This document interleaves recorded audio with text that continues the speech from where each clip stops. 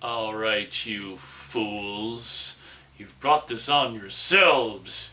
Everything would have come all right if you just would have left me alone, but you've driven me near mad with your peeking through the keyholes and gaping through the curtains. Now you'll suffer for it. You're crazy to know who I am, aren't you? All right, I'll show you. Welcome, huge movie fanatic Nate, stopping on by. Once again, coming your way with another retro VHS showcasing video. Today, I'm delighted to showcase the very first VHS release I ever got of the classic, The Invisible Man. As we can see, copyright 1987, MCA Home Video Incorporated, all rights reserved. Also printed in USA. I got this, I think sometime in 1990. I think I saw it for the very first time, or some of it or most of it on TV sometime around 1989 into 1990. And after I saw that on TV, I had to find this. I would end up probably finding this, I would imagine, for somewhere around $20 at Suncoast Motion Picture Company sometime in probably late 89 or early 1990. Taking a closer look at the front cover, this VHS from 1987 is greenish, on the greenish side. It doesn't use, unfortunately, the original theatrical poster. It does like a colorization of a still from the movie. If you've seen the movie, we can see they do a little bit of, making that still color and kind of turning it into a poster for the purposes of this VHS cover. We can see on the top, Carl Laemmle presents H.G. Wells' fantastic sensation, The Invisible Man. As we can see, the colorized version of that more or less screenshot, Claude Rains all wrapped up in his Invisible Man garb, very young. This is before she did Titanic. Gloria Stewart, colorized in all her blonde colorization glory. For some reason, Universal was doing this at the time. This is one of many of the Gene Schultz Critics' Choice line, which, I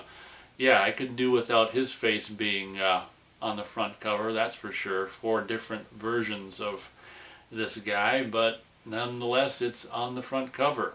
Bottom corner, we might be able to discern copyright 1933, Universal Pictures Corporation, renewed 1961 by Universal Pictures Company Incorporated, all rights reserved. And on the other bottom corner, we've got the mid to late 80s MCA Home Video logo.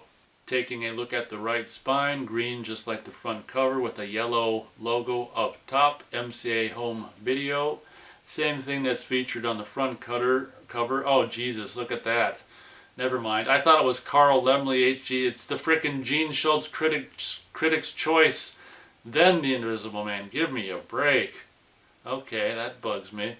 On the bottom there, Hi-Fi, catalog number 80398.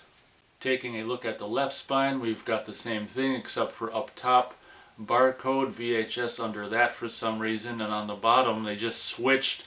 See, the barcode, I don't know why they just don't put it on the bottom, but whatever. The MCA Home Video logo was put on the bottom of this spine versus on the top. We can also see Hi-Fi and the catalog number. Top of this VHS looks like this. Just kidding, little Invisible Man joke. Top of this VHS actually looks like this. Taking a look at the back, same, I don't know why they picked green for this VHS release for the basic color of basically the whole package, but they did pick green. Once again, Carl Laemmle presents H.G. Wells' fantastic sensation. At least they got a really cool font. I think that'd probably be very similar to the original font from the theatrical poster for the title, The Invisible Man. As we can see, top corner, it's the only still. It's from the same scene. They take the still and colorize it for the front cover. We can see black and white, 1 hour and 11 minutes. That's a really sparse running time. Good old days. In home video version. I'm not exactly sure what that means, but that's what they say it is. In The Invisible Man, what you don't see is what you get. This remarkable 1933 movie marked the screen debut of Claude reigns as a scientist who discovers how to make himself invisible but can't reverse the process. Slowly, he realizes with terror that he's become a prisoner of his unseen self, an unbearable state that drives him to madness and murder. Although he is invisible, his clothes are not, so we witness the bizarre sight of seemingly empty trousers bounding along, his hat suspended in space, or a floating fork feeding a space with no face. Rains is unforgettable as he grasps his character, which is more than the local constables can do when they try to catch him. This spectral spectacle, based on H.G. Wells' famous novel, is a motion picture classic, gripping and haunting. Oh, I see.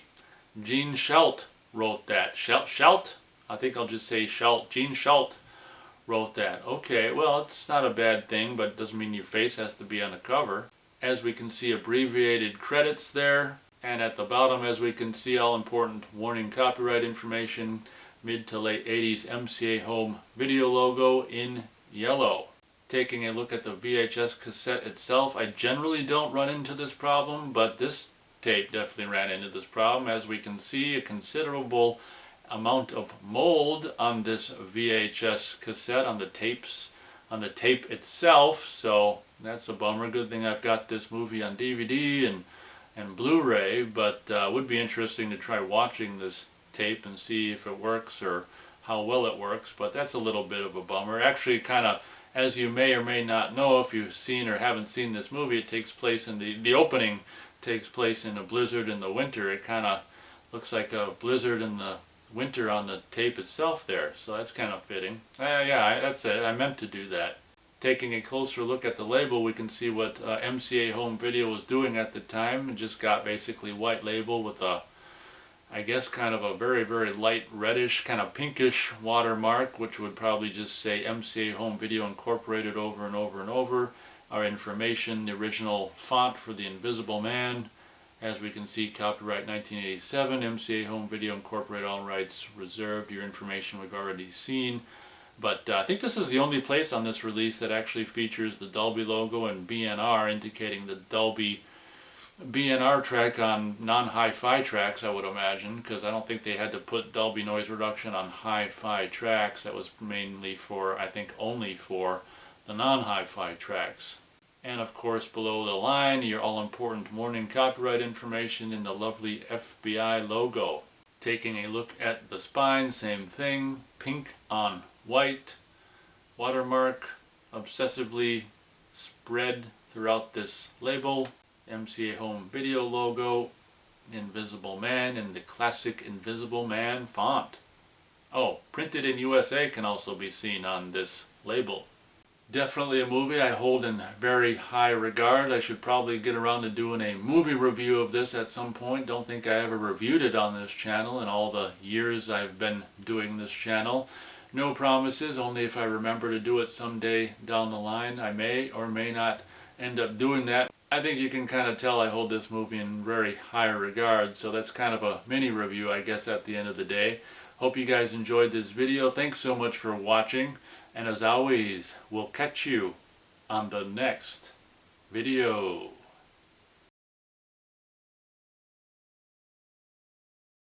There's a way back, you fool. There must be a way back. I want to be left alone and undisturbed.